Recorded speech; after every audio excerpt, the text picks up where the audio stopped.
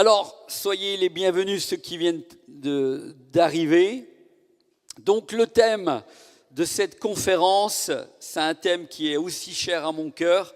Comment est né d'ailleurs ce thème ? Rappelez-vous, en 2020, mars 2020, le monde va être frappé par quelque chose qu'on n'aurait jamais imaginé. C'est quoi ? La Covid-19. Et donc, pendant cette période, qu'est-ce qui s'est passé à mon encontre à moi ? C'est qu'en tant qu'évangéliste, je ne pouvais plus voyager. Alors que j'étais en train de vous dire tout à l'heure que mon ministère, encore actuellement, c'est de voyager dans différentes nations toute l'année. Que ce soit en Afrique, que ce soit en Colombie, que ce soit dans différentes îles. Je suis déjà allé, comme je disais, aussi en Haïti et bien d'autres îles. Et aussi dans des pays européens. Mais pour un évangéliste, en tout cas dans mon appel à moi, tous les évangélistes ne sont pas appelés à aller dans les nations. Ici, je pense qu'il y a des évangélistes, hommes et femmes, eh bien, vous n'êtes pas spécialement appelés comme moi, parce que chacun doit découvrir quel est vraiment son appel en tant qu'évangéliste. Et dans les évangélistes, il y a différents profils, d'accord ? Et vous êtes des évangélistes ici, peut-être que ce que le Seigneur vous a appelé à faire en tant qu'évangéliste, c'est déjà d'évangéliser dans votre quartier, de stimuler ici l'Église à aller dans l'évangélisation, etc., etc. Mais moi, dans mon appel, le Seigneur m'a conduit à aller dans les nations, d'aller dans les villages, d'aller dans des villes, peu importe. Et vous savez, quand je suis chez moi là-bas, où j'habite en Franche-Comté, même si je ne suis pas dans les nations, quand je vais me promener dans mon village, si j'ai l'occasion de témoigner, je témoigne. Parce que vous ne pouvez pas dire « je suis un évangéliste » et puis quand vous avez l'occasion de témoigner, vous ne témoignez jamais. Ça veut dire que vous vivez dans des rêves, mes amis. Parce que l'évangélisation commence du moment où tu franchis le seuil de ta porte. D'accord ? Du moment où tu sors de ta maison, ton voisin de palier peut-être ne connaît pas Jésus, de l'autre côté, ton voisin ne le connaît pas, ton boulanger ne le connaît pas. Si déjà là, tu n'arrives pas à témoigner, commence pas à dire « Oh Seigneur, j'ai un appel pour être évangéliste, j'aimerais aller dans les nations. » Tu ne seras jamais évangéliste dans les nations si tu ne commences pas là où tu es. Autrement, tu vis dans les rêves. Il y a quelque chose qui ne va pas. D'accord ? Donc moi, je suis un évangéliste qui a été appelé aller dans les nations, mais avant dans les nations, j'ai commencé à témoigner là où je suis. Amen. Donc c'est très important. Et donc pendant cette période de Covid-19, mars 2020, je ne pouvais plus voyager. Et donc, pour un évangéliste qui allait dans les nations, j'ai dit, bon.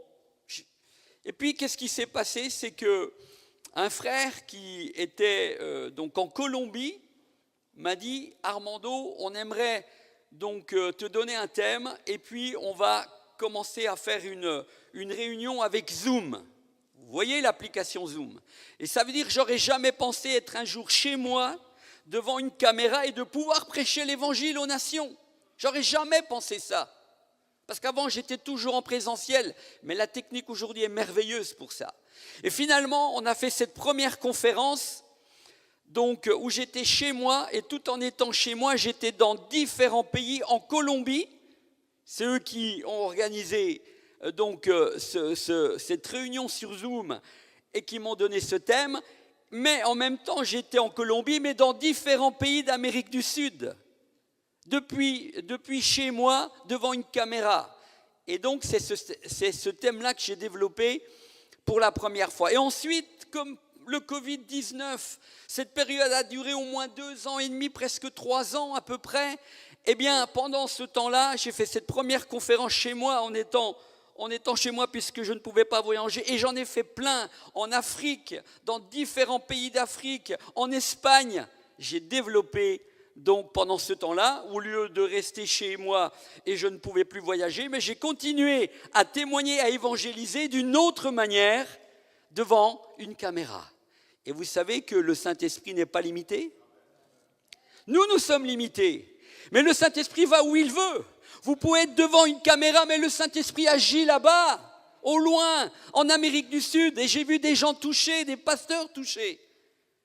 Parce que la parole de Dieu, lorsqu'elle est prêchée, comme là ce matin, on est en train de nous voir, un peu ceux qui nous suivent là, ils sont en train de nous voir chez eux, dans leur salon, leur cuisine, peu importe, sur leur téléphone, dans la voiture, mais le Seigneur est en train de les bénir aussi. Et on vous salue, ceux qui nous écoutent, ceux qui nous voient.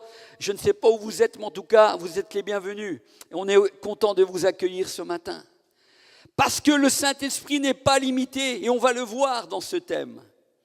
Et quand j'ai commencé, et quand ils m'ont donné ce thème, et donc après, le Seigneur a ouvert plein de portes, et pendant toute cette période, je n'ai pas arrêté de faire des conférences sur ce thème, tout en étant chez moi. Amen. Donc le Seigneur a toujours des solutions, même en temps de crise. On va le voir, le Seigneur, lui, ne s'arrête jamais. La crise est là, mais même en temps de crise, les perdus doivent continuer à être sauvés, on va le voir. Et donc j'ai commencé à développer ce thème, et quand je me suis intéressé à ce thème, j'y ai trouvé des choses merveilleuses, et on va le voir ensemble. Donc l'évangélisation en temps de crise. Alors, derrière ce titre, ce thème, se pose la question, devons-nous évangéliser alors que nous vivons des crises sans précédent ? Et actuellement, en ce temps-là, on vivait la crise du Covid-19, mais aujourd'hui, il y a des crises sans précédent. Là, au moment où je suis en train de vous parler, il y a la guerre avec l'Iran, les États-Unis et Israël. Et Israël est en train aussi est en guerre avec le Liban. Il y a tellement de crises. Il y a la crise ici en Europe qui se répercute avec l'essence et tout ce que vous voulez. Est-ce qu'on va se lamenter de dire « Ah, l'essence est chère, donc je ne peux plus aller évangéliser » ? Si tu ne peux pas aller avec ta voiture, va avec tes jambes. Parce que tu n'as pas besoin d'aller loin. Hein. Tu as ton voisin de palier, tu as ton voisin en face. Il n'a jamais entendu parler du Seigneur, parle-lui. Vous comprenez ? En temps de crise, on va le voir, ça ne s'arrête jamais. Donc, malgré les crises que nous traversons sans précédent et encore maintenant et à l'époque, et aussi donc de quelle façon atteindre donc pendant ces crises les perdus, quelle méthode, quelle technique, quel savoir-faire employer ? La réponse du Seigneur est claire. Oui, nous devons continuer à évangéliser, c'est-à-dire annoncer la bonne nouvelle, même en temps de crise. Pourquoi ? Nous devons continuer à évangéliser même en temps de crise. Parce que selon l'ordre de mission reçu par le Seigneur dans sa parole, ou dans Matthieu 28, verset 19 et dans Marc 16, verset 15, crise ou pas, il y a toujours ce aller. Hein ? Et qu'est-ce que le Seigneur nous dit ? Je reviens donc à Matthieu 28, 19 et Marc 16, 15. On va le lire juste après. Mais crise ou pas, il y a toujours ce aller qui nous met en mouvement et nous fait sortir de notre confort, nous fait sortir de nos maisons, nous fait sortir de nos murs, de nos églises, pour aller à la rencontre des perdus. Dans nos lieux de travail, dans nos familles, dans nos villages et dans nos villes. Il y a toujours ce aller qui nous met en mouvement, Et cet ordre de mission, c'est pas que pour moi en tant qu'évangéliste Armando. Ce aller, il est pour toi. Quand tu sors encore une fois de ton palier de porte, tu es ce aller. Et ce aller nous dérange. Ce aller nous dit, vas-y, toi aussi tu peux évangéliser. Crise ou pas, cette personne qui est là en face de toi, ton boulanger ou ta boulangère, elle a besoin d'entendre que Jésus les aime. Et ce aller, vous le connaissez. Donc on va le lire. Il y a Matthieu 28, 19, c'est ce qu'on appelle les ordres de mission.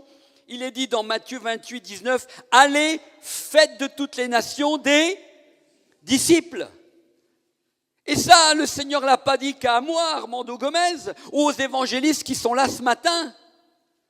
Il le dit aussi à toi, puisque vous êtes venus et vous vous intéressez à l'évangélisation. Mais il le dit à chacun de nous. Et puis, il y a l'autre verset, où il est dit dans Marc 16, verset 15, qui va dans le même sens, il est dit « Allez par tout le monde et prêchez la bonne nouvelle à toute la création. » Et ce « aller partout dans le monde commence, encore une fois, quand tu sors de ton palier de porte.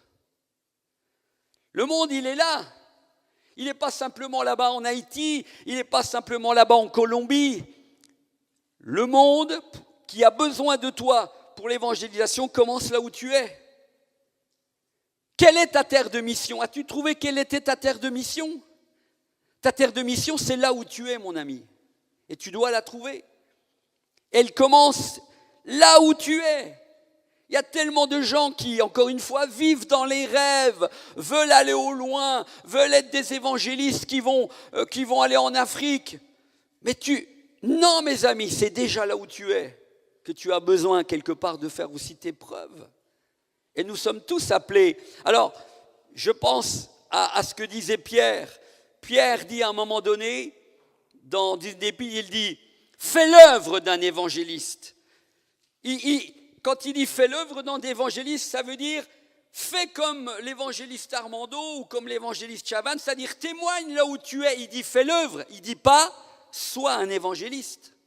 Il dit « Fais l'œuvre », c'est-à-dire vous pouvez tous faire comme moi parce que tous nous pouvons témoigner. Il ne dit pas « Sois un évangéliste » parce que faire l'œuvre d'un évangéliste, tout le monde peut le faire. Mais il ne dit pas « Sois un évangéliste » parce que « Sois un évangéliste » c'est un appel particulier. C'est vraiment la différence. Mais tous nous pouvons faire œuvre d'évangéliste. Mais pas « Sois un évangéliste » parce qu'un évangéliste c'est un appel particulier que Dieu adresse à des personnes particulières. Amen. Encore une fois, vous n'irez pas tous dans les nations, mais vous pouvez tous faire œuvre d'évangéliste là où vous êtes, dans votre village, dans votre ville, dans votre travail. Vous pouvez tous sortir de vos maisons et être en mouvement. Allez, mais ce aller nous dérange. On aime tellement être tranquille. Regardez ce matin, vous êtes une église de quoi? De 500 membres, 600 membres? Tout le monde a entendu que ce matin il y avait l'évangélisation. Dis donc, je vois tellement de chaises vides. Qui est préoccupé par l'évangélisation? Quelques-uns. Vous voyez? Et aujourd'hui, c'est ça, aujourd'hui j'ai l'impression, et ça a toujours été d'ailleurs, dans l'église il y a des thèmes qu'on aime bien, il y a des soirées qu'on aime bien, mais il y a des thèmes qu'on n'aime pas beaucoup. Et pourtant, vous savez que l'Église n'est sur la terre que pour une chose. L'Église de Jésus-Christ n'est sur la terre que pour une chose, le salut des perdus. Autrement, l'Église ne serait pas là, mes amis. Elle n'est pas là pour notre confort. Hein. Elle n'est pas là pour ton confort, elle n'est pas là pour le mien. Elle est là pour une chose, le salut des perdus. Donc, pendant cette crise à l'époque de la Covid-19, il y avait... Donc à l'époque, quand je travaillais sur ce thème, j'ai trouvé ça très intéressant.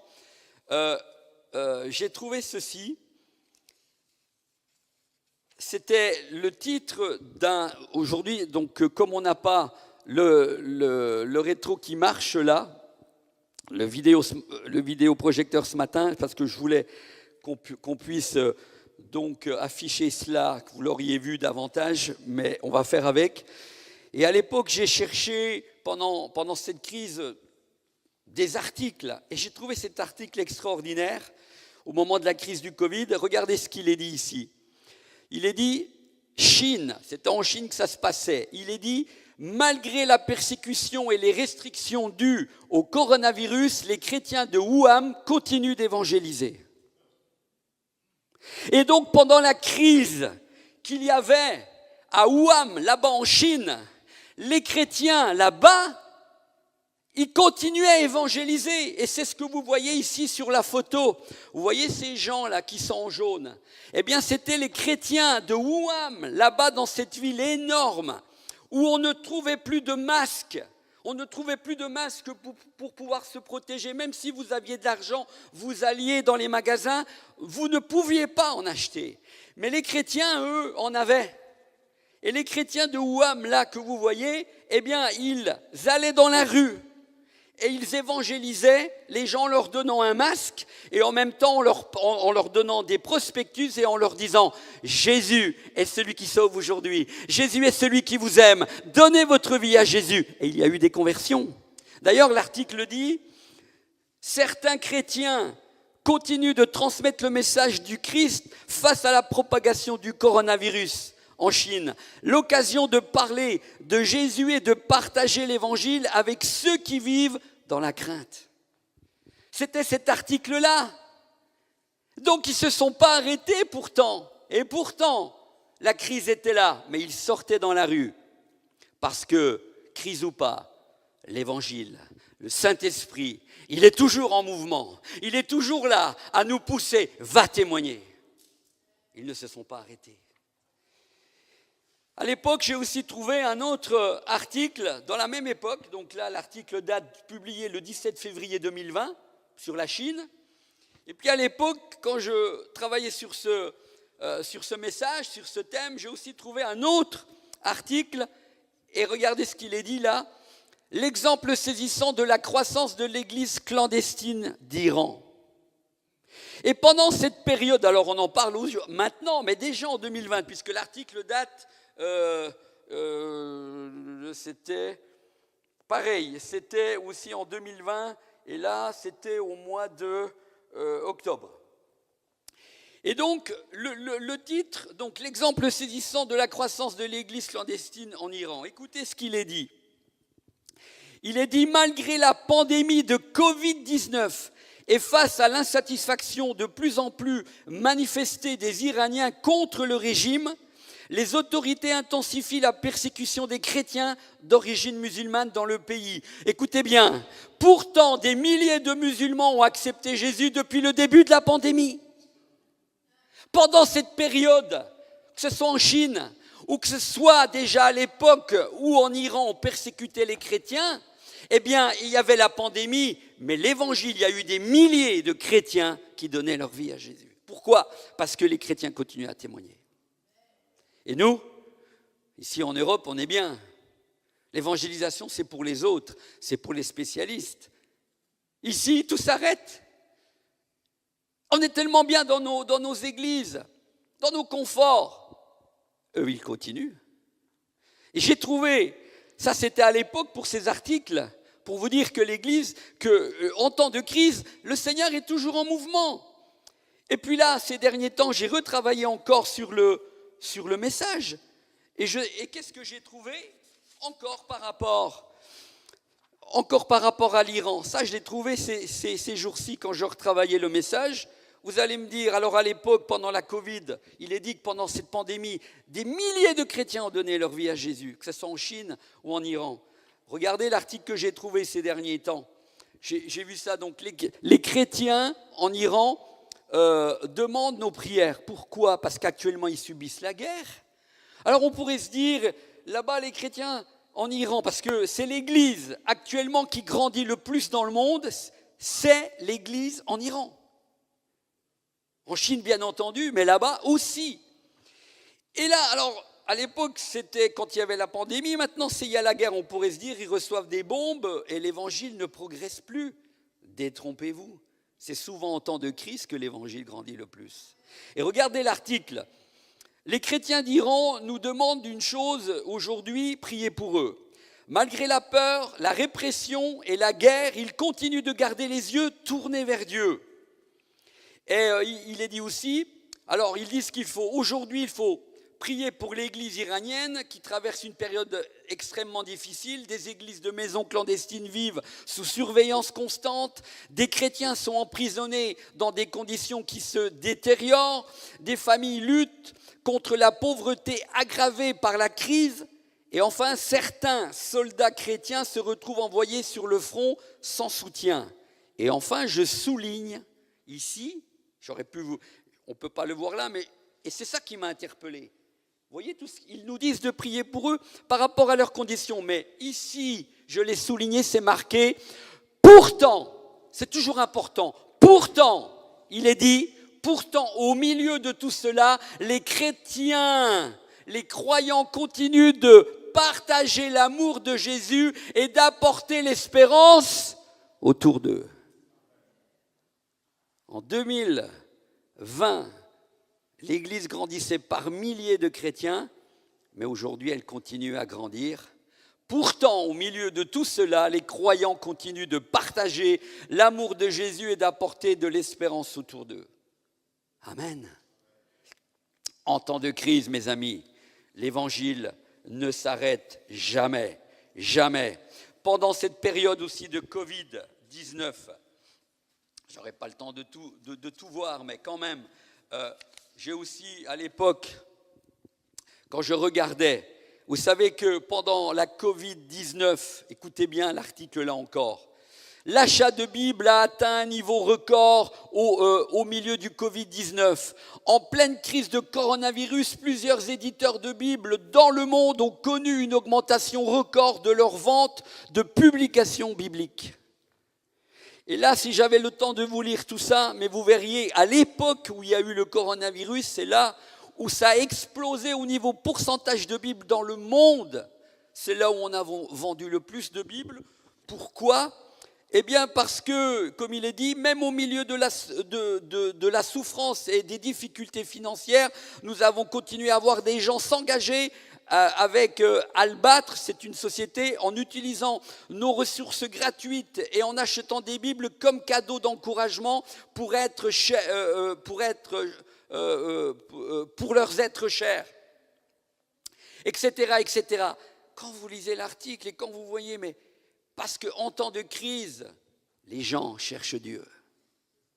Les gens cherchent le Seigneur. Et ils ont simplement besoin parfois d'un chrétien qui est là et qui dit, tu vis des difficultés, la crise est là, mais dans cette crise, tu peux trouver de l'espérance. Et dans les temps de crise, mes amis, croyez-moi que les gens acceptent souvent la Bible parce qu'ils savent que là, il y a quelque chose de Dieu. C'est la parole de Dieu. Amen. Continuons.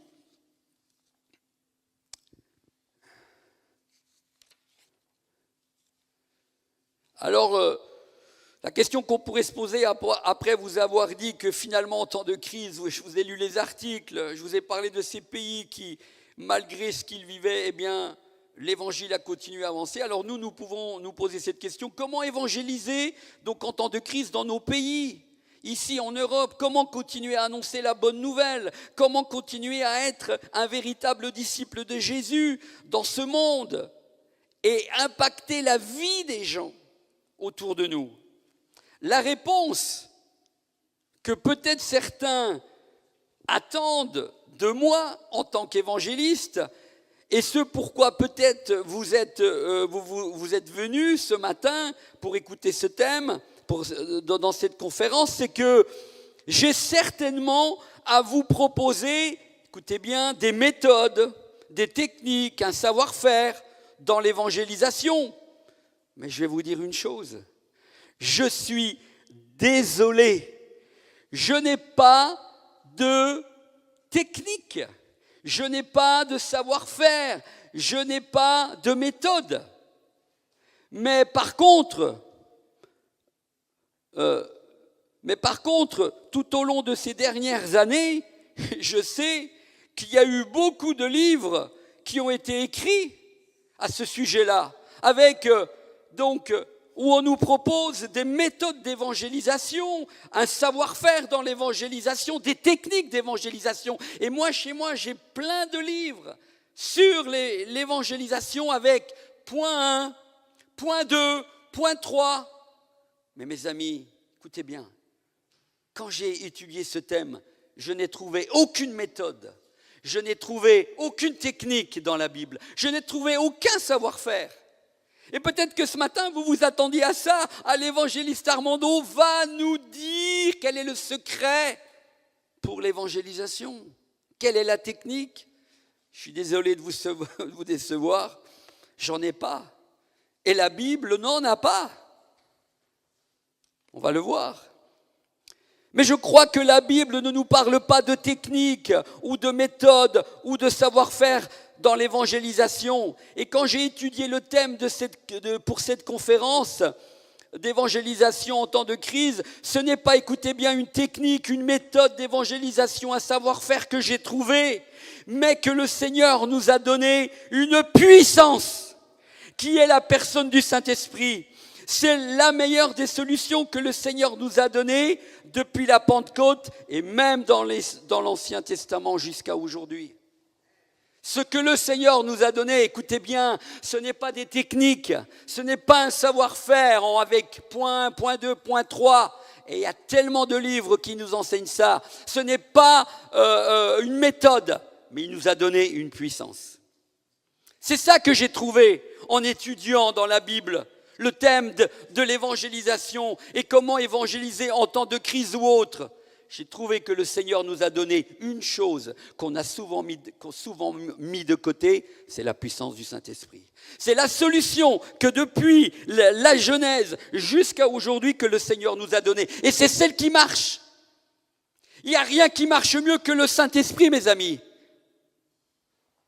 Trop de gens aujourd'hui veulent prendre des livres et utiliser la méthode, les techniques. Mais il y a si peu de résultats, on va le voir. Regardez d'ailleurs, si vous ne me croyez pas, on va lire Actes 1 et le verset 8. Qu'est-ce qu'il est dit là? Regardez, on va le lire ensemble. Donc Actes 1 et verset 8, il est dit quoi? Écoutez bien. Mais vous recevrez une technique. Quoi?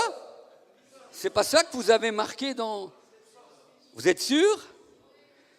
Mais vous recevrez un savoir-faire. Non. Mais vous recevrez une méthode. C'est pas ça, vous êtes sûr? Eh bien non, c'est pas marqué ça. C'est dit, mais vous recevrez une puissance. Waouh! Vous voyez, c'est important de revenir à la parole. C'est une puissance qu'on a reçue. Vous pouvez utiliser toutes les méthodes que vous voulez. Et aussi les gens qui sont dans l'église. Mais nous avons toujours fait comme ça. Nous avons un savoir-faire. Oui, mais ton savoir-faire, s'il n'y a pas la puissance du Saint-Esprit, ça ne va pas marcher beaucoup, mon Titi. Hein. Et c'est malheureux aujourd'hui qu'on s'appuie sur un savoir-faire, sur des techniques, sur des méthodes, où on écrit plein de livres, mais ça marche si peu, mes amis. Mais Jésus, il se dit ici, mais vous recevrez une puissance, le Saint-Esprit, survenant sur vous, et vous serez mes témoins à Jérusalem, ici, à Noisy-le-Sec, dans toute la Judée, dans la Samarie et jusqu'aux extrémités de la terre. Amen. Vous recevrez une puissance. Et ça, il ne faut pas qu'on l'oublie. C'est la meilleure des solutions que le Seigneur nous a données. Alors le Seigneur lui-même n'a jamais utilisé de méthode ou de technique ou de savoir-faire, mais il était oint et revêtu de la personne du Saint-Esprit.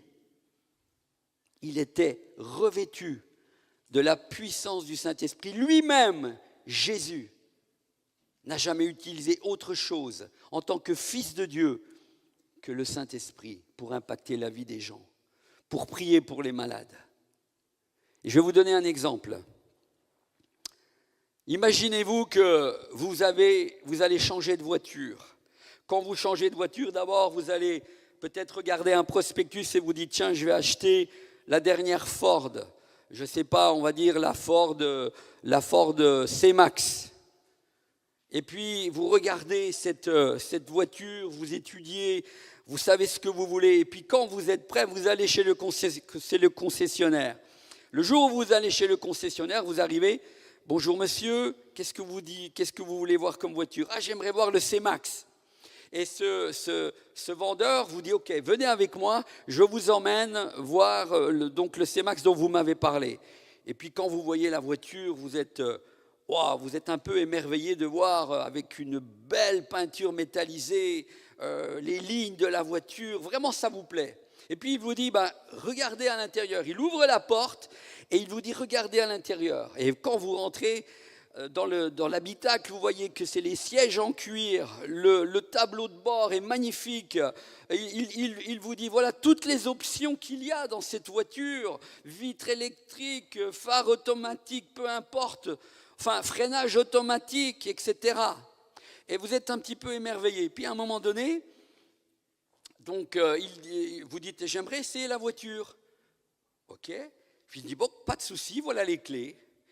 Et puis vous êtes là, vous mettez donc les clés dans le barillet, et au moment où vous tournez la clé, rien ne se passe. Alors le vendeur est étonné, puis vous aussi, dire une belle voiture avec toutes ces options, puis elle ne marche pas, il n'y a rien qui se passe quand vous mettez la clé dans le barillet. Et à un moment donné, le vendeur dit, attendez, je vais voir ce qui se passe au niveau du moteur. Il ouvre le moteur, il regarde, il n'y a pas de moteur. Et mes amis, s'il n'y a pas de moteur dans une voiture, il n'y a pas de puissance.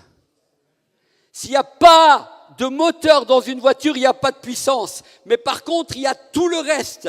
Et tout le reste aujourd'hui, c'est ça. Nous avons toutes ces méthodes. Nous avons une belle voiture avec toutes les options, point 1, point 2, point 3. Il y a tout ce que vous voulez, peinture métallisée. C'est tout ce qu'on nous enseigne dans les livres. Quand vous voyez ça, vous êtes vraiment stupéfait de la beauté de la voiture. Mais la voiture est remise en cause s'il n'y a pas la puissance. Et mes amis, aujourd'hui, nous avons tellement de méthodes, nous avons tellement de savoir-faire, nous avons tellement de techniques, mais nous n'avons pas la puissance.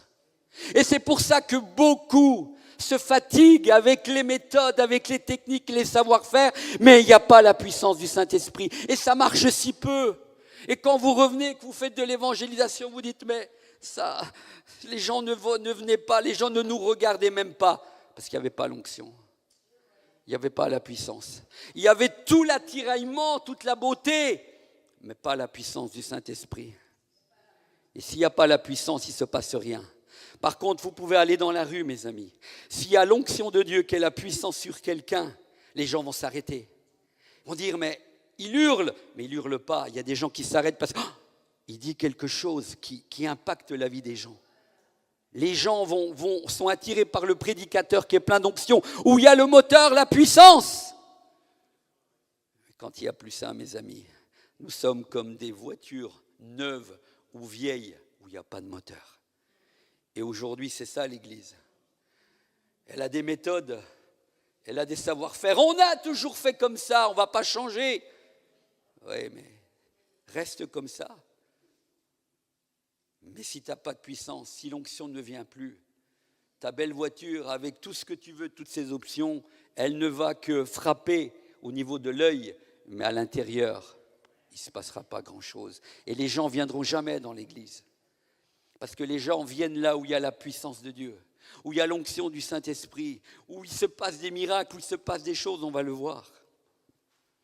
Et nous sommes un peu comme cette voiture. Et je notais, et beaucoup travaillent avec des méthodes, des techniques, des savoir-faire, mais il n'y a aucune puissance car le Saint-Esprit n'est pas là.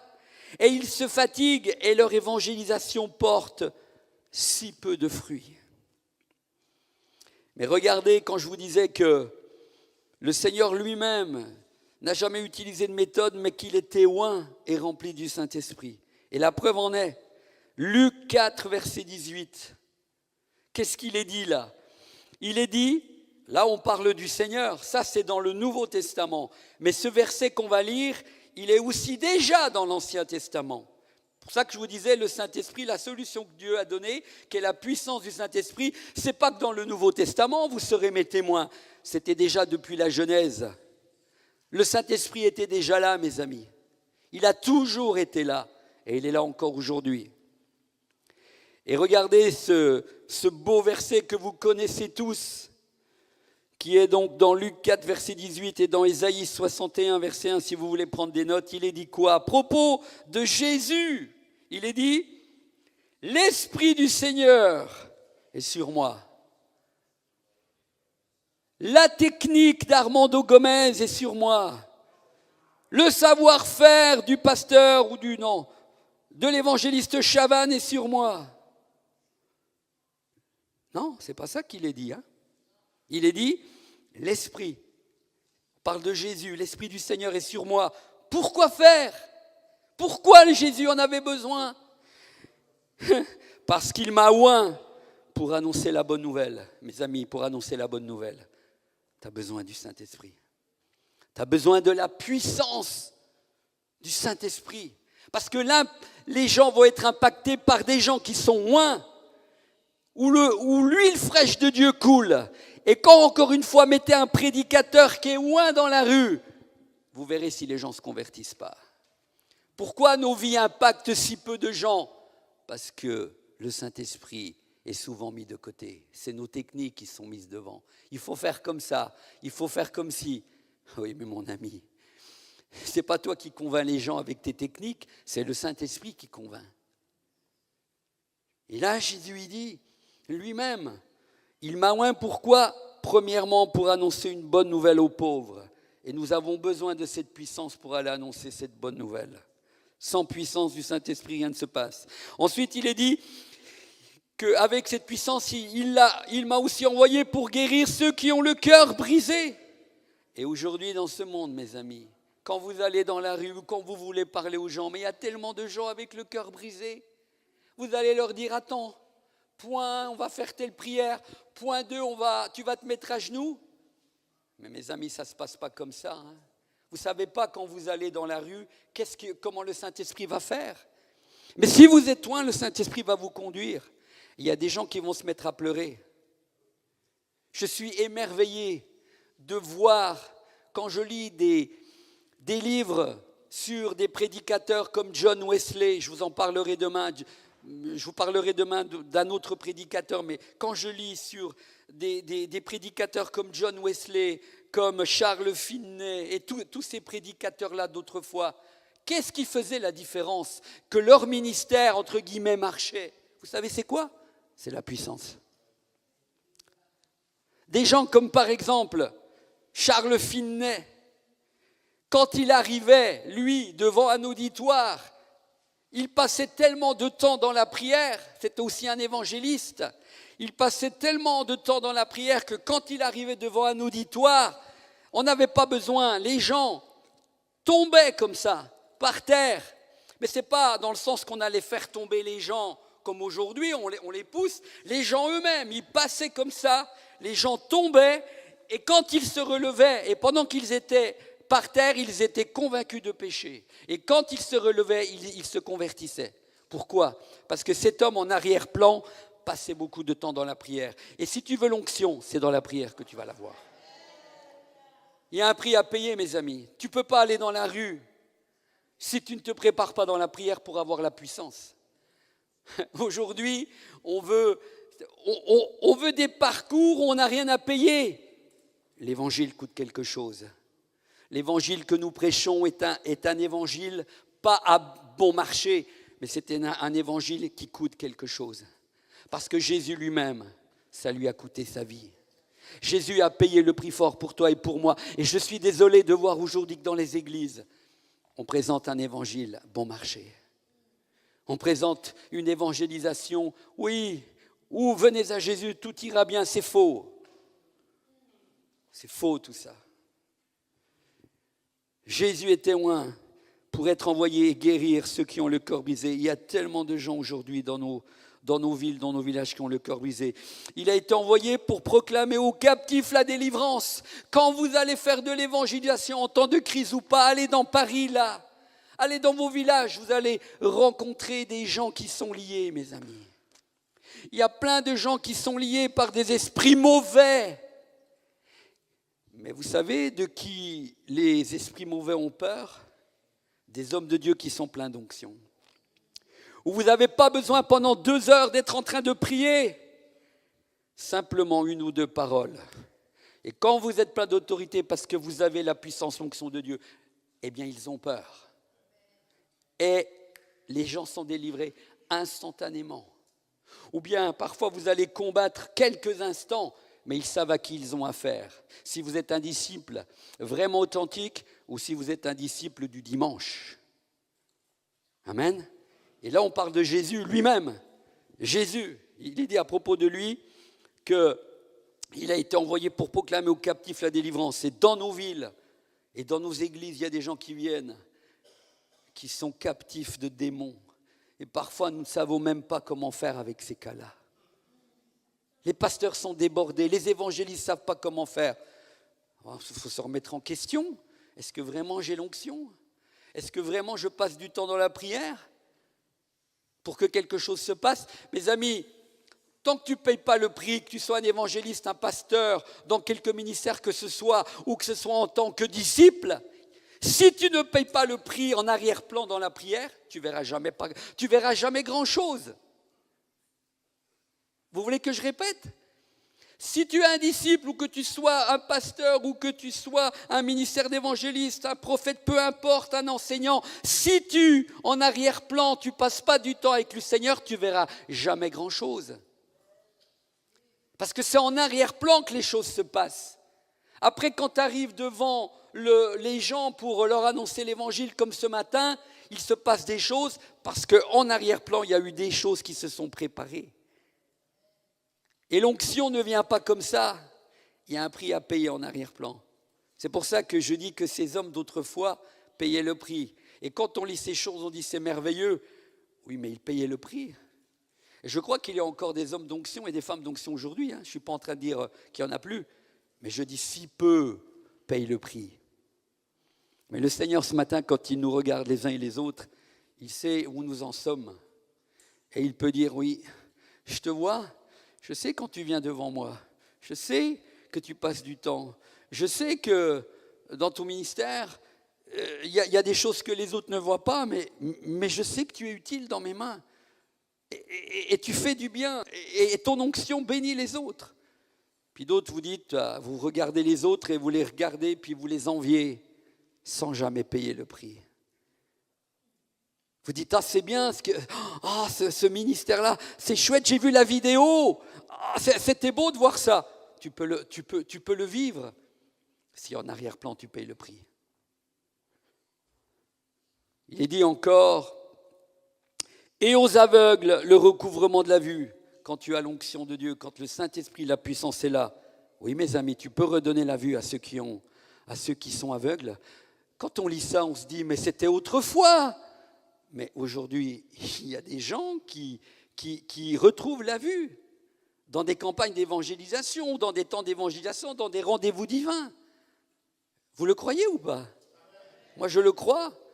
Mais ça vient quand nous avons cette puissance et que nous croyons dans ce que nous recouvre la vue. Et vous savez, des fois, il ne faut pas prier pendant des heures. Paul, les démons disaient, mais toi, on sait qui tu es. On connaissait Paul, les démons, mais il y en avait un autre qui essayait d'imiter, il disait, mais toi, on ne te connaît pas. Et les démons, si vous n'avez pas cette puissance, ils vont, eux, vous détruire. Ils peuvent, les démons, quand ils se manifestent, ils peuvent vous donner un coup de poing comme ça, vous allez gicler jusque là-bas. Mais quand vous êtes rempli du Saint-Esprit, ils ne vous touchent pas, ou très peu. Et Jésus, il leur disait quelque chose, c'était fini. Mais Paul, c'était la même chose. Toi, nous savons qui tu es, mais eux. Est-ce que le Seigneur sait qui tu es? Est-ce que les démons savent qui tu es vraiment? Ils savent si nous avons de la puissance ou pas. Et enfin, ça se termine pour renvoyer libres les opprimés. Mes amis, là encore, il y a tellement de gens dans nos villes, dans nos villages qui sont opprimés et qui ont besoin d'être rendus libres par la puissance du Saint-Esprit. Et nous ne pouvons qu'être libres en Jésus-Christ. Si les gens nous voient quand nous sommes libres, quand ils nous regardent, ils disent « t'as quelque chose que je n'ai pas ». C'est la puissance du Saint-Esprit. La puissance du Saint-Esprit nous rend libres. Parce que quand le Saint-Esprit rentre en nous, il fait de nous une personne nouvelle. C'est une réalité. Continuons. La traduction de la Bible Martin dit aussi « L'Esprit du Seigneur est sur moi parce qu'il m'a oint, il m'a envoyé pour évangéliser aux pauvres, les pauvres. » J'aime bien cette version. Vous voyez, vous pourrez regarder, la Bible Martin dit « L'Esprit du Seigneur est sur moi parce qu'il m'a oint, il m'a envoyé pour évangéliser aux pauvres, les pauvres. » Amen. Et puis, il y a dans Michée 3, verset 8, il est dit ceci, « Mais moi, je suis rempli de la force de l'Esprit de l'Éternel. » Mais moi, dit Michée, je suis rempli de la force de l'Esprit de l'Éternel. Oh mes amis, quand vous êtes remplis de cette force, de cette puissance, il se passe des choses extraordinaires en vous, autour de vous. C'est quelque chose de merveilleux. Alors maintenant, encore un autre exemple. Alors, il y a un homme que j'aime particulièrement aussi dans dans le Nouveau Testament. Et pourtant, moi qui ai voyagé dans bien des pays et qui connais bien des évangélistes et qui connais bien des prédicateurs, j'ai jamais vu un homme comme lui dans le Nouveau Testament. C'est Étienne. Étienne était un diacre, il nous est dit, dans le Nouveau Testament. Et qu'est-ce que faisait Étienne ? Parce que là, on est en train de parler de la puissance du Saint-Esprit. Quand elle est là, elle se voit, mes amis. Jésus, lui, on l'a vu, qu'il était rempli. Le Saint-Esprit est sur moi parce que Dieu m'a envoyé pour annoncer une bonne nouvelle aux pauvres, etc. Mais il en est de même pour ses disciples. Et quand vous êtes rempli de cette puissance, ça se voit. Et moi qui ai voyagé dans tellement de pays, j'ai jamais vu pourtant. Il est simplement dit que c'était un diacre. C'est quoi un diacre ? Il servait aux tables. Ce n'est pas dit que c'était un homme de Dieu connu. Non.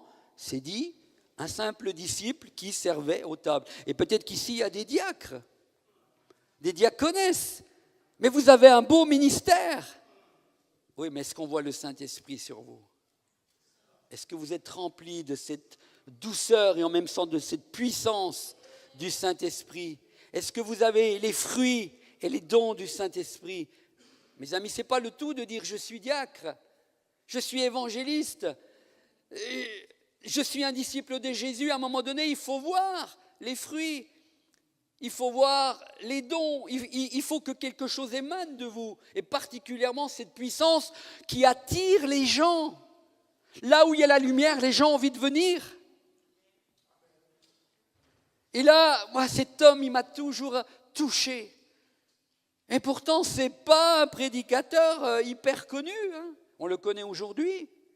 Mais il est dit quoi ? Regardez, on prend Acte 6, verset 8. Il est dit « Étienne, plein de grâce et de puissance, faisait des prodiges et des miracles parmi le peuple. » On parle d'Étienne, on parle d'un diacre.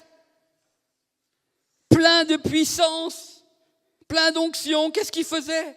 Il servait aux tables, alors il servait aux tables, tout gentiment. Il disait, tiens, allez, frère Moreau, je vais vous servir. Comment tu vas ? Comment vous allez, frère Moreau ? Ou bien c'était quelqu'un qui venait manger dans cette église primitive qui ne connaissait pas le Seigneur. Et quand il allait vers cette personne, comment vous allez ? La personne disait, je ne vais pas très bien, j'ai telle maladie, tiens, je suis aveugle des yeux et j'aimerais tellement être guéri. Ah bon ? Je vais prier pour vous. C'est ce qu'il faisait. Il priait, et pendant que la personne était là, aux tables, il répondait aux besoins. La personne était guérie instantanément. Nous, ça nous paraît aujourd'hui, quand on lit ça, c'était autrefois. Et on dit comme ça aujourd'hui dans nos églises, c'était autrefois. Mes amis, alors vous réduisez la puissance du Saint-Esprit. Il était mieux autrefois qu'aujourd'hui, il a changé. Non, mes amis, il n'a pas changé. Ce n'était pas un homme connu, c'était un simple diacre. Et il était joyeux de servir le Seigneur aux tables, mais tellement rempli, loin de la présence de Dieu. Ce n'est pas moi qui le dis. Il n'était pas connu dans le monde entier. Étienne, plein de grâce et de puissance, faisait des prodiges et des miracles parmi le peuple. Y a-t-il ici des diacres qui veulent vivre la même chose ? Ce matin, normalement, je dois m'adresser dans ce thème qu'aux évangélistes. Mais je vois qu'il y a beaucoup de monde qui n'a rien à voir en tant qu'évangéliste. Mais vous êtes des disciples du Seigneur, vous êtes peut-être des diacres. Mes amis, êtes-vous pleins de puissance ? Ou êtes-vous une voiture sans moteur ? Je ne sais pas. Mais c'est important de se poser ces questions-là. Parce que la Bible, elle nous dit qu'il y avait des hommes simples dans la Bible qui faisaient des prodiges et des miracles. Regardez, il a encore dit, ça c'était Acte verset 8. En parlant de lui, il a encore dit, Acte 6, verset 10, cette fois-ci, il est dit « Mais il ne pouvait, donc les gens, mais il ne pouvait résister à sa sagesse et à l'esprit par lequel il parlait. Vous vous rendez compte? C'est encore quoi? Il allait vers les gens, puis d'un seul coup, il est en train de discuter avec des inconvertis. Et puis, les inconvertis, des fois, ils essayaient de le contrer. Mais il est dit que quand il parlait avec ces gens-là, certainement des inconvertis, il ne pouvait résister à sa sagesse et à l'esprit par lequel il parlait. C'était quel esprit? C'était le Saint-Esprit, c'est la puissance de Dieu. À sa sagesse, c'est un don du Saint-Esprit. Vous voyez? Et ils essayaient, ils étaient jaloux de lui. D'ailleurs, on va voir la suite, ils vont être tellement jaloux qu'ils vont dire des choses fausses sur lui. Mais les gens, quand vous êtes remplis du Saint-Esprit, les gens du monde, il y a comme une peur, ils essaient de vous contrer. Mais vous avez beau être un simple disciple, un simple diacre, la sagesse de Dieu est plus forte que la sagesse du monde. Vous n'avez pas fait d'études, mais dans ce moment-là, le Seigneur est plus puissant que quelque sagesse que ce soit, que quelques instructions que ce soit, que quelques études que vous avez faites, mes amis. C'était un simple diacre. Il ne pouvait résister à l'esprit par lequel il parlait. Vous savez, je n'ai pas fait beaucoup d'études, moi. Je n'aurais jamais pensé que le Seigneur m'aurait utilisé en tant qu'évangéliste dans différentes nations. Le Seigneur a plus cru en moi que moi, je n'ai cru en moi-même, mes amis. Moi, je viens d'une boîte de nuit où le Seigneur m'est allé me chercher, j'étais disque jockey. Et là, je suis en train de vous enseigner. Mais qui suis-je ? Mais le Seigneur prend les choses folles de ce monde pour comprendre les instruits, les folles. Il va prendre des gens que le monde met de côté pour en faire ce qu'il veut. Des serviteurs, des servantes. Des gens qu'il va utiliser et qui vont confondre les autres. Et il était comme ça, Étienne. Un simple homme, simple diacre. Et c'est pour ça qu'il est dit... Ensuite, encore à propos de lui, acte 7, dans le chapitre 7, le suivant, puisque ce qu'on a vu, c'était dans acte 6. Et juste dans acte 7, il est dit ceci. Les gens étaient méchants envers lui, ils étaient jaloux, parce que quand vous avez l'onction de Dieu, les gens sont jaloux de vous. Même dans l'église, des fois, il y a cette jalousie. Et ce frère, pourquoi il a une onction si forte? Pourquoi il se passe des choses avec lui, puis pas avec moi? Paye le prix aussi. Commence à changer ta vie. Commence à te remettre en question. Commence peut-être à passer un peu plus de prière derrière, sans qu'on te voie. Mais le Seigneur, lui, le voit. Vous savez, c'est quand vous allez commencer à passer du temps avec Jésus qu'il va se passer des choses dans votre vie. Écoutez bien ce que je vous dis. L'évangile n'est pas un évangile bon marché. Mais si tu veux vivre des choses avec le Seigneur, commence à passer du temps avec lui. Pas spécialement des heures, parce que tu ne peux pas passer, si tu n'avais pas cette culture de la prière, ce que j'appelle la culture de la prière, tu ne peux pas passer de la culture de la prière si tu n'en avais pas à 1 heure. Par exemple, quelqu'un qui dit maintenant je vais prier 1 heure, il va se passer des choses. Non. Si tu n'avais pas la culture de la prière, tu passais très peu de temps. Commence par dire Seigneur, je vais te donner 15 minutes par jour. Et si tu y arrives, tu verras que tes 15-20 minutes vont commencer à devenir 30 minutes. Et ces 30 minutes deviendront peut-être 45, etc. Parce que plus tu passes du temps dans la prière avec le Seigneur, moins le temps existe parce que tu ne vois pas le temps passer. Mais si tu n'as pas cette culture, commence petit. Mais tu verras que petit à petit, parce que tu pries, parce que tu invoques le Seigneur, il va se passer quelque chose dans ton couple, dans la vie de tes enfants. L'évangélisation dans ton église va commencer à bouger. C'est le jour où tu commences à prendre ces choses au sérieux. Et la lecture de la Bible va avec, bien entendu. Quand on parle de prière et d'intimité, c'est toujours la lecture de la Bible avec la prière. Mais il faut aller dans le lieu secret, ce n'est pas moi qui le dis. Jésus dit dans Matthieu 6, quand tu pries, sois dans l'église devant tout le monde. C'est ça qu'il est dit. Quand tu pries, va dans la rue et puis que tout le monde te voit. Non, quand tu pries, entre dans ta chambre. Entre dans le lieu secret. Et quand il nous dit la chambre, ça peut être ton salon, ça peut être un lieu dans la nature, mais là où tu es avec ton Seigneur. Et tu verras que petit à petit, le Seigneur va te remplir. Et c'est là que tu gagnes des victoires. Si tu ne les gagnes pas là, tu ne les gagneras pas ailleurs. Et la puissance vient après quand tu discutes avec les gens, parce que tu as passé du temps, ou parce que ton ministère est un ministère de pasteur, mais quand tu viens là et que tu as passé du temps avant, c'est ici après que les choses se passent devant le peuple. Et le peuple peut dire, mon pasteur est rempli de la puissance du Saint-Esprit. Cet évangéliste qui vient, il y a quelque chose en lui qui nous fait du bien. Pourquoi ? C'est parce que derrière, il y a une intimité avec Jésus. Amen. Et ça, c'est incontournable. Donc, acte 7, verset 51, ces gens étaient tellement jaloux de ce jeune serviteur qui était diacre, il est dit, mais Étienne, encore une fois, là, il est devant la mort. Mais Étienne, rempli du Saint-Esprit et fixant les regards vers le ciel, il vit la gloire de Dieu et Jésus debout à la droite de Dieu. Alors qu'il est là et qu'on a dit des choses qui n'étaient pas vraies sur lui et qu'il est devant la mort et qu'il est en train de recevoir des pierres, il est lapidé, paf, on lui envoie une pierre, il saigne là, son visage commence à être défiguré et lui commence à regarder au ciel. Et quand il regarde au ciel, est-ce que le Seigneur l'a lâché ? Non. Mais Étienne, rempli du Saint-Esprit, encore là, dans ce moment où il est en train d'être lapidé, il regarde, il fixe les regards vers le ciel et il voit la gloire de Dieu. Et Jésus qui se lève, debout, il est dit. Et Jésus debout, à la droite de Dieu qui l'accueille. Mes amis, un simple diacre. Mais quelle gloire! Et jusqu'au bout, il est dit, il était rempli du Saint-Esprit. Et alors que les pierres tombent, Jésus ne le lâche pas. Amen. Tu veux vivre ça? Tu peux le vivre. Tu peux le vivre. Mais il nous faut nous consacrer davantage. Continuons. Dans tous les temps, de tous les temps, l'Église de Jésus-Christ a traversé des crises, des tempêtes et des persécutions. Mais écoutez bien, l'évangélisation des perdus ne s'est jamais arrêtée.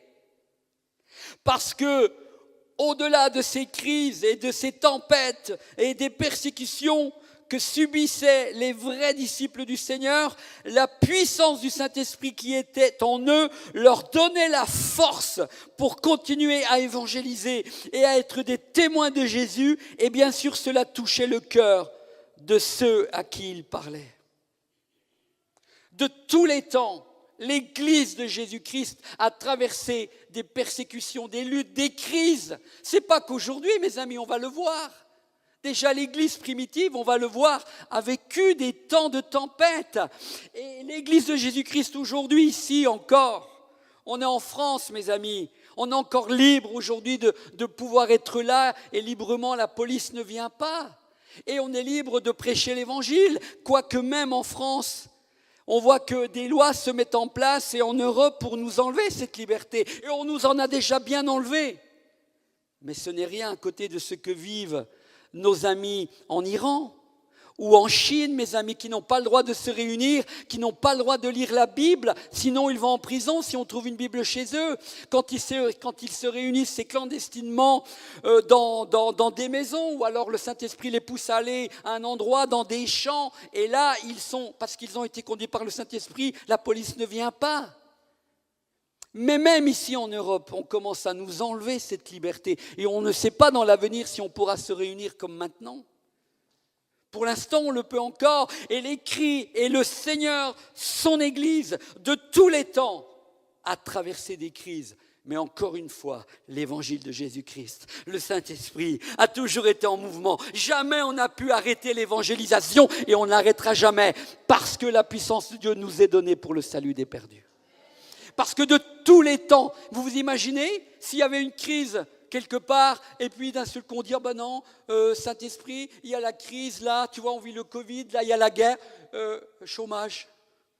Non, mes amis, le Saint-Esprit est toujours en mouvement, en nous, il se passe des choses, tu es devant une caméra, le Saint-Esprit là, il est en train de toucher les gens qui sont en train de m'écouter.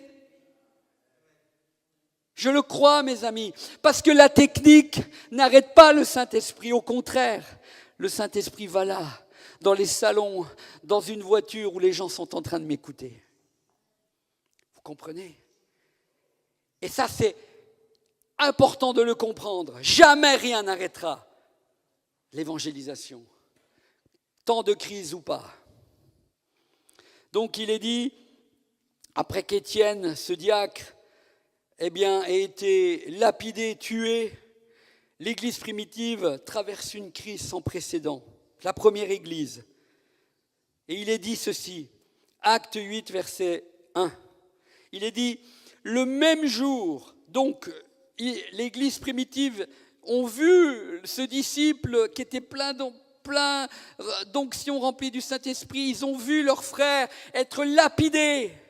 Et ce jour-là, en plus, il est dit, le même jour commença une grande persécution contre l'Église de Jérusalem. Le même jour, non seulement ils perdent un des leurs, mais le même jour, l'Église de Jérusalem connaît une persécution. C'est dit, c'est pas moi qui... C'est dans Acte 8, verset 1, vous pourrez lire. Le même jour commença une grande persécution contre l'Église de Jérusalem. Écoutez la suite. Tous les croyants, excepté les apôtres, se dispersèrent dans les régions de Judée et de Samarie. Ils ont été obligés de fuir. Parce que ce jour-là, ils ont commencé à être persécutés alors qu'ils venaient de perdre leurs frères. Écoutez la suite. Et tout ça pour vous dire que on ne sait pas ce qui va se passer un jour en France. Pour l'instant, ça va. Comme je dis, il y a beaucoup de choses qui sont en train, ils se sont déjà mis en place des lois contre nous. Mais est-ce qu'un jour on pourra continuer à se réunir comme on le fait ce matin? Mes amis, ce n'est pas sûr. Et c'est là où il faudra que chacun de nous ayons des racines, nous ayons cette puissance du Saint-Esprit qui fera qu'on n'est pas ébranlé, mais qu'on continuera malgré tout. Dans nos maisons. Amen. Parce que si vous pouvez vivre, entre guillemets, une communion fraternelle ou la puissance de Dieu ou je ne sais quoi, que quand vous vous réunissez, il y a un problème. Parce que moi, la puissance de Dieu, le Saint-Esprit vit en moi, mais quand je pars dans la nature, quand je suis tout seul dans mon hôtel, là, quand je vais dans la rue, je continue à être un témoin. Le Saint-Esprit est avec moi, la puissance est avec moi. Je crois et je vis des rendez-vous divins. Je pourrais vous donner des témoignages où, quand j'étais dans le train pour venir ici, j'ai eu l'occasion de témoigner. Ou quand je repartais d'ici, le Seigneur dans le train met quelqu'un à côté de moi et le Seigneur me donne une parole de connaissance pour cette personne. C'est ce que je vous dis là est vrai.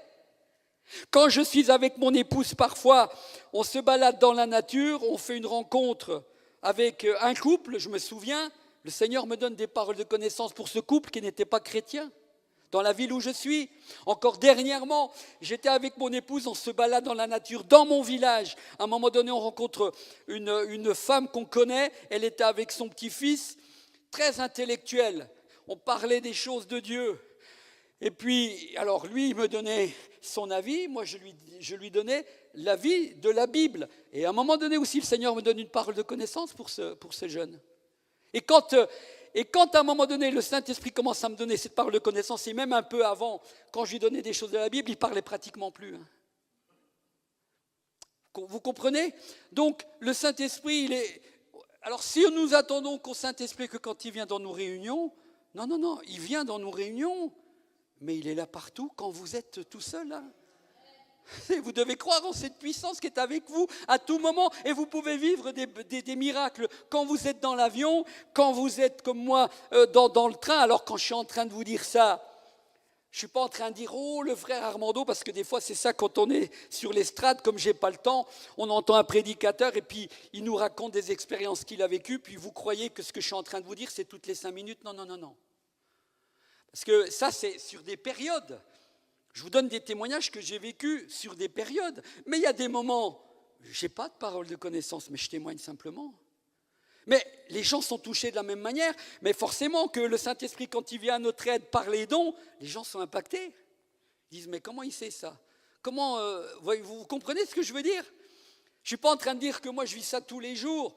Mais je sais une chose, même si je ne le vis pas tous les jours, quand je parle, je crois qu'il y a une onction qui se dégage de ma vie. Et que je suis une bénédiction. Je le proclame ça. Et des fois je dis au Seigneur, je suis une bénédiction pour ma famille, je suis une bénédiction pour les nations, je suis une bénédiction pour les églises là où je vais. Parce que je crois au Saint-Esprit, à la puissance qu'il a mis en moi. Et comme disait Spurgeon un jour à un de ses élèves, mais si tu ne crois pas à la puissance du Saint-Esprit, au message que tu apportes, tu ne vas pas convaincre les gens. Si toi, tu n'es pas convaincu du message que tu apportes, tu ne convaincras jamais personne, mon ami. Mais moi, je crois que tu peux être seul. Mais vaut mieux être seul avec le Seigneur et la puissance du Saint-Esprit que d'être toute une église où il n'y a rien. Il n'y a plus que le mot, il n'y a pas de moteur, il n'y a plus que la voiture, avec tout ce qui va avec.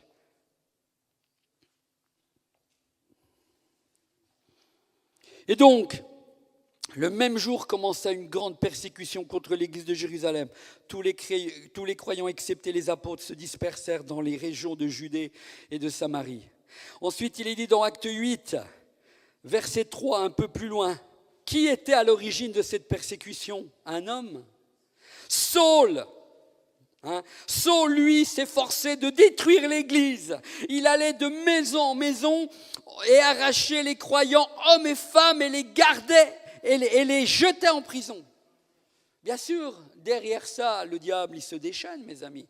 Et là, à l'époque, il se déchaînait avec un homme qui était instruit, qui avait une connaissance de la loi incroyable, qui croyait en fait, il ne savait même pas faire du bien en persécutant les chrétiens, mais en persécutant les chrétiens, il persécutait Jésus. C'est pour ça que sur le chemin de Damas, quand Jésus le rencontre et qu'il va le faire tomber de son cheval, il lui dit « Saul, Saul, mais pourquoi tu me persécutes ?» Mais là, on pourrait se poser la question, mais c'est vrai. Jésus s'identifie à l'église, à ses enfants. Il lui dit, mais il aurait dû lui dire, mais pourquoi tu persécutes mon église, Saul ? Non, il lui dit, Saul, Saul, pourquoi tu me persécutes ? Parce que quand on touche aux enfants de Dieu, quand on touche aux disciples, on touche à Jésus lui-même. Voyez ? Et cet homme qui persécutait l'église, croyant faire bien, il tombe de son cheval, de son orgueil. Mais après, il va devenir un disciple merveilleux. Un homme de Dieu hors pair. Saul, lui, s'efforçait de détruire l'église. Et aujourd'hui, il y a des hommes croyant bien faire, sont contre nous. Sont contre toi. Oui, mais si tu as la puissance du Saint-Esprit, un jour, crois qu'il se passera quelque chose et que les choses seront renversées. Vous savez, parfois, on a des ennemis. Et le diable utilise des gens pour, des fois, nous persécuter. Mais si nous sommes pleins du Seigneur, de cette onction, de cette puissance, le Seigneur renverse les choses. Vous le croyez ? Oh, les évangélistes ici, hommes ou femmes, vraiment comment vous dire ça ? Que vous puissiez vivre davantage cela, frère. Que vous passiez du temps avec le Seigneur, que vous commenciez peut-être à voir des choses que vous n'avez pas encore vues jusqu'à aujourd'hui, que vous avez peut-être lues dans des livres, comme moi. Mais le jour où vous allez commencer à passer plus de temps, parce que vous désirez plus de cette puissance, vous allez voir des choses dans vos taxis.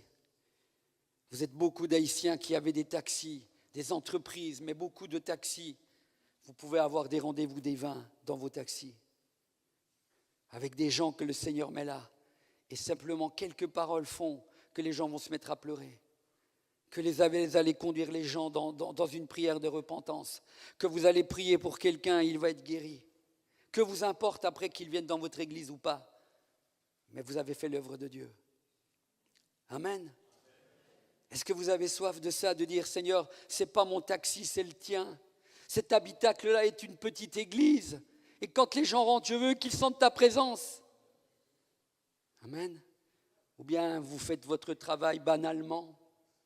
Vous êtes une femme de chambre, eh bien soyez une femme de chambre qui impacte la vie de ceux qui vous voient. Parce que vous dégagez quelque chose. Et les gens vous regardent, vous disent, mais cette femme de chambre, elle est différente des autres. Elle me donne, elle rayonne de quelque chose. Amen. C'est très important. Vous pouvez faire les choses différemment.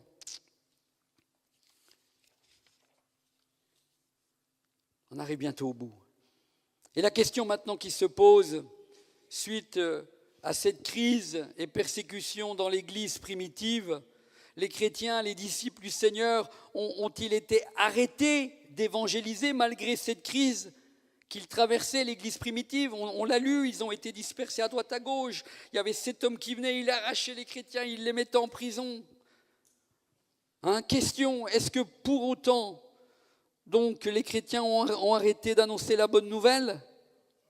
Il est dit, la réponse, on va la lire, elle se trouve dans Actes 8, verset 4.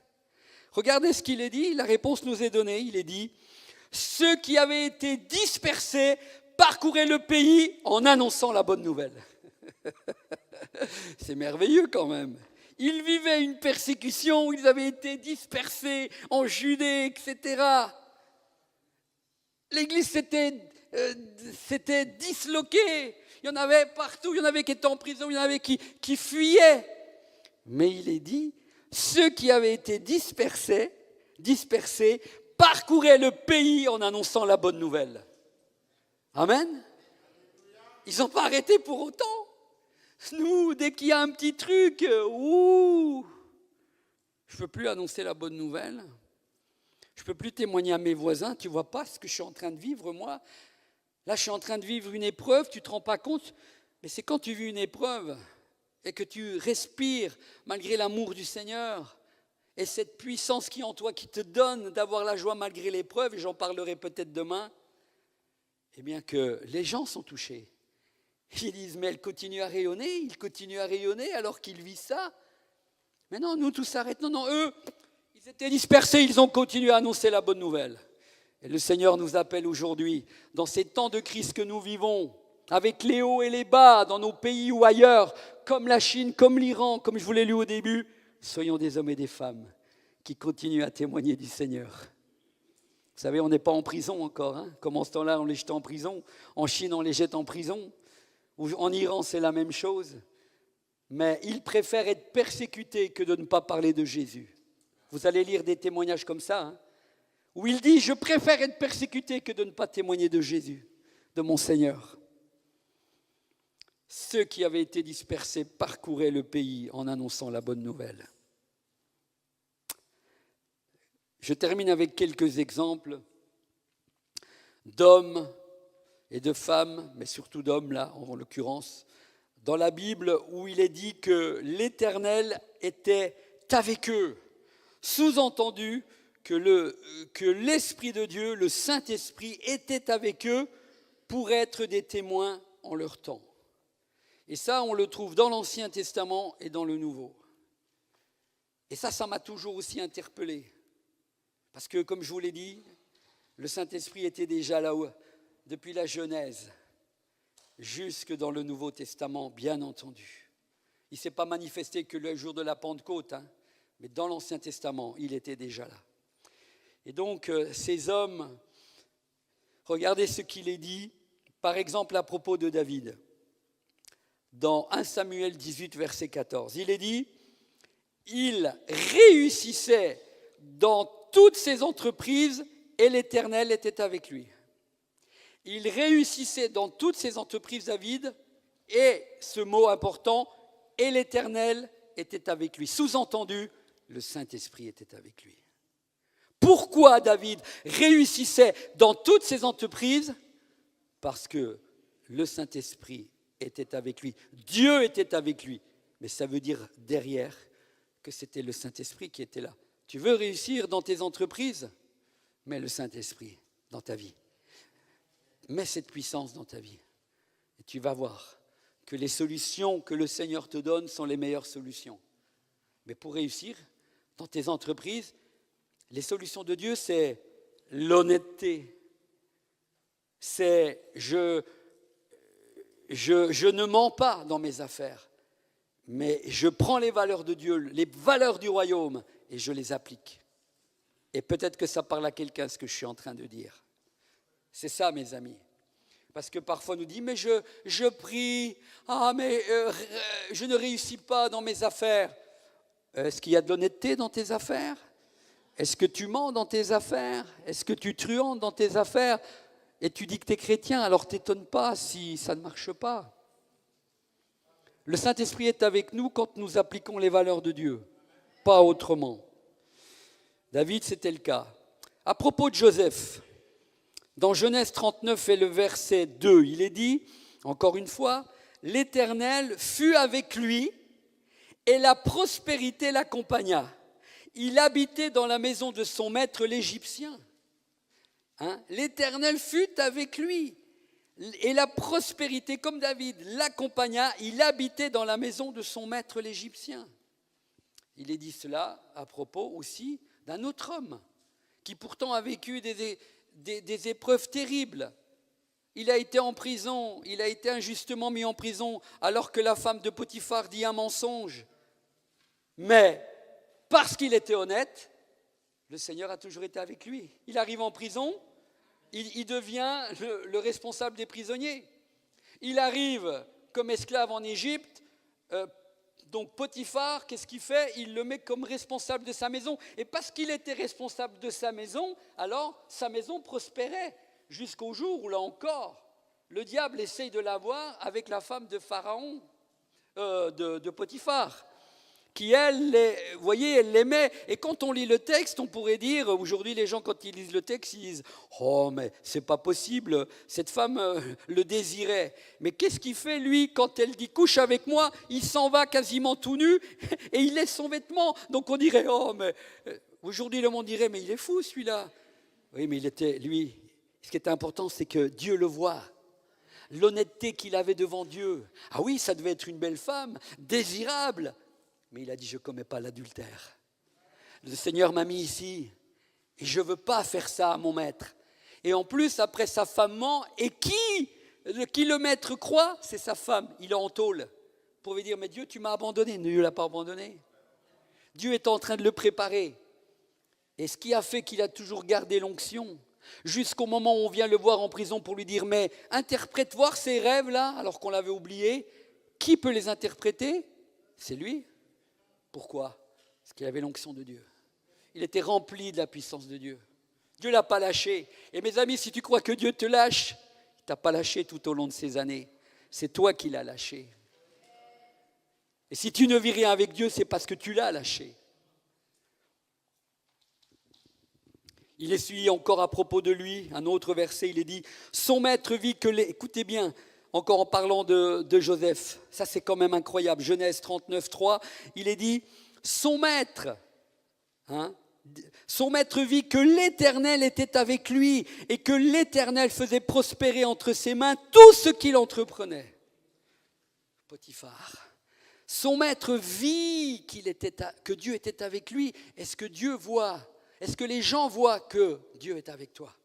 Est-ce que les gens voient que Dieu est avec toi, que le Seigneur est avec toi? C'est important.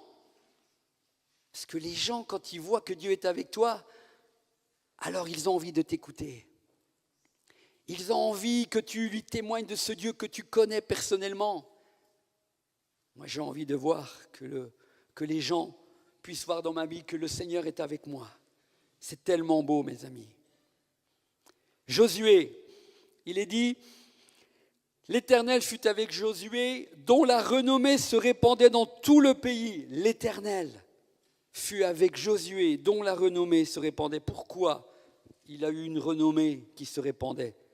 Parce que l'Éternel était avec lui. Josué, il était celui qui a succédé à Moïse, mais quel homme de Dieu aussi. Dieu était avec lui et on parlait de lui, il y avait une renommée qui se faisait. Et il est dit encore aussi à propos de lui, dans Nombre 27, là c'était Josué 6, 27, il est dit dans Nombre 27, verset 18, il est dit, l'Éternel dit à Moïse, prends Josué, fils de Nun, homme, écoutez bien, en qui réside l'Esprit, et tu poseras ta main sur lui. C'est extraordinaire ce qu'il est dit là encore, je ne sais pas si vous voyez. L'Éternel dit à Moïse, il le dit, alors Moïse était rempli du Saint-Esprit, mais Dieu dit à celui qui l'avait formé, Dieu lui dit, prends Josué, fils de Nun, homme en qui réside mon esprit, mon onction, ma puissance, et impose-lui les mains. Et enfin, je termine avec le roi Ézéchias, où il est dit, dans 2 Rois 18, verset 27, aussi à propos de lui, l'Éternel fut, encore une fois, avec Ézéchias, qui réussit dans toutes ses entreprises. on retrouve les mêmes choses. L'Éternel était avec lui. Et quand l'Éternel est avec nous, le Saint-Esprit est là. La puissance de Dieu est là pour nous accompagner, pour nous donner la sagesse et pour impacter dans ces temps de crise tous ceux et celles qui ont besoin d'entendre parler de lui. Amen. Je termine en lisant ceci. Je suis dans les temps. Ma conclusion est que si nous voulons que notre évangélisation soit efficace en ces temps de crise que nous traversons avec ces guerres qui sont là autour de nous, l'essence qui grimpe, etc., tellement de choses où les gens ont du mal à joindre les deux bouts, il nous faut revenir non à une méthode, non à un savoir-faire, non à une technique, mais à la puissance du Saint-Esprit que le Seigneur nous a donnée et que nous portons en nous, dans ces vases de terre que nous sommes. Amen. Alléluia. Oh frères et sœurs, vraiment, je vous encourage, il y en a qui nous ont rejoints après, il y en a qui sont sur le net et qui nous suivent. Je prie que ce temps de conférence, ce message, l'évangélisation en temps de crise, que vous ayez pu prendre des notes, et vous particulièrement les évangélistes, que vous repassiez ce message, que vous le réécoutiez. Mais j'espère et je crois que le Seigneur vous a parlé, qu'en temps de crise, rien ne s'arrête. C'est normal que l'Église traverse des difficultés, mais l'Évangile, la bonne nouvelle, devra et continuera jusqu'à ce que le Seigneur revienne, continuera à être annoncé, avec des hommes et des femmes de bonne volonté. Et l'évangélisation, écoutez bien, n'est pas réservée qu'aux évangélistes, n'est pas réservée à des érudits, n'est pas réservée à des gens qui écrivent des méthodes dans des livres. Elle est réservée aux disciples qui sont pleins d'onction de Dieu, qui sont comme des gens simples, comme l'était Étienne ou autres. Mais quand vous êtes remplis du Saint-Esprit, vous ferez toujours la différence. Amen. J'aimerais vous inviter à baisser vos têtes juste quelques instants. Alléluia, Seigneur. Seigneur, je veux te bénir. Je veux vraiment te bénir, Seigneur, pour ce temps avec tous ces frères et sœurs qui sont là devant moi. Seigneur, non seulement je bénis tous ces frères et sœurs qui sont peut-être que de simples disciples dans l'Église, je bénis aussi tous les ministères qui sont là et qui sont les ministères d'évangélistes. Seigneur, quel beau ministère. Je prie pour les pasteurs de l'Église ici et d'ailleurs. Seigneur, je prie que chacun ce matin ait peut-être pris davantage conscience que l'évangélisation est tellement importante dans l'Église. Elle n'est pas simplement importante en temps de crise, mais elle est importante à chaque moment de la vie de l'Église. Parce que sans évangélisation, l'Église ne peut pas grandir. Sans évangélisation, les perdus ne peuvent pas être sauvés. Et je prie, Seigneur, que le moteur de cette Église ici de Noisy-le-Sec, celle de Montfermeil et autres, que le moteur soit l'évangélisation, le salut des perdus. Et je prie que des hommes et des femmes dans ces églises se lèvent, Seigneur, pour être ces disciples, loin du Saint-Esprit, loin de cette onction qui est tellement importante, primordiale. Je prie, Seigneur, que là où il y avait peut-être des méthodes, des techniques, des savoir-faire, maintenant que tout cela soit mis de côté pour se laisser guider par cette puissance du Saint-Esprit. Et je prie, Seigneur, que ceux et celles qui étaient comme cette voiture, qui était belle à regarder avec toutes ces options, mais qui finalement n'avaient plus de moteur, eh bien, désormais puissent être des hommes et des femmes qui désirent avoir cette puissance qu'est le Saint-Esprit et qui est le moteur de la vie du chrétien. Seigneur, je prie, Seigneur, pour que les ministères ici, que ce soit les pasteurs, les évangélistes, qu'ils soient renouvelés les uns et les autres dans cette onction, dans cette puissance, que ton huile fraîche ce matin coule à nouveau sur la vie des uns et des autres. Je sais que ce message a répondu à des questionnements. Je sais que ce message a donné envie à certains de se lever pour devenir des disciples plein de cette onction, de la rechercher, et que dans ces temps de crise, Seigneur, certains vont se lever parce qu'ils ont le désir tout à nouveau de témoigner de toi. Je prie pour les uns et pour les autres. Oh, bénis, Seigneur, que ton onction fraîche ce matin les visite. Saint-Esprit, viens visiter non seulement ceux qui sont là dans la salle, mais ceux aussi qui sont sur le net en train de nous suivre. Oh, là où vous êtes dans votre salon, là où vous êtes dans votre cuisine ou dans votre voiture, que le Seigneur vous bénisse. Que le Seigneur vous bénisse, vous donne la joie de le servir dans l'appel qu'il vous a adressé aux uns et aux autres, vous qui nous regardez. Que là où vous êtes, dans votre salon, dans votre voiture ou dans votre cuisine, le Seigneur puisse vous visiter dans ce moment et vous redonne la joie tout à nouveau d'ouvrir votre bouche et de témoigner de lui là où il vous a placé dans votre nation, là où vous nous suivez. Oh, je prie pour vous, là où vous êtes, parce que le Seigneur vous voit et voit le désir des uns et des autres qui nous regardaient. Parce que je crois que ce message, pour certains qui nous regardaient, a suscité aussi en vous ce désir de venir plus près du Seigneur. Oh, alléluia, Seigneur. Bénis, Seigneur, ceux qui nous regardent et qui ont besoin, Seigneur, que tu les rafraîchisses de cette onction, de cette puissance tout à nouveau, de cette huile fraîche, et qu'il en soit ainsi dans cette salle. Oh, Seigneur, bénis, Seigneur, bénis et rafraîchis. Seigneur, que dans cette salle se lèvent de nouveaux évangélistes, que dans cette salle se lèvent des hommes et des femmes pour te servir. Seigneur, dans l'appel que tu as mis sur leur vie, que ce soit en tant que disciples, mais dans ces ministères que tu as donnés à l'Église, et particulièrement ce ministère d'évangéliste. Je prie, Seigneur, pour les uns et les autres, que ton onction ce matin puisse les visiter. Oh, gloire à toi. Oh, gloire à toi, Seigneur, pour l'œuvre que tu fais ce matin. Je crois qu'il y a quelqu'un aussi qui nous regarde. Et vous êtes en train de nous regarder sur le net. Et je crois que vous êtes un évangéliste. En tout cas, vous êtes dans l'évangélisation. Et ce matin, vous nous suivez. Et c'est à toi aussi que le Seigneur est en train de parler. Et quand tu entends, tu as suivi une partie de ce message, mais ce que tu as entendu a fait écho à ton cœur. Et le Seigneur veut te dire ce matin que lui n'a pas rejeté son appel sur ta vie, mais que c'est toi qui t'es mis de côté. Et le Seigneur ce matin te dit tout à nouveau qu'il t'a revêtu de sa puissance et qu'il te demande tout à nouveau de reprendre le chemin de l'évangélisation. Même si parfois tu as été déçu, tu n'as pas toujours été compris, mais là où tu es, le Seigneur te parle ce matin, parce que ce message a fait écho à ton cœur et tu désires tout à nouveau être revêtu de cette puissance. Et le Seigneur te dit, je te l'ai donnée, je la renouvelle ce matin.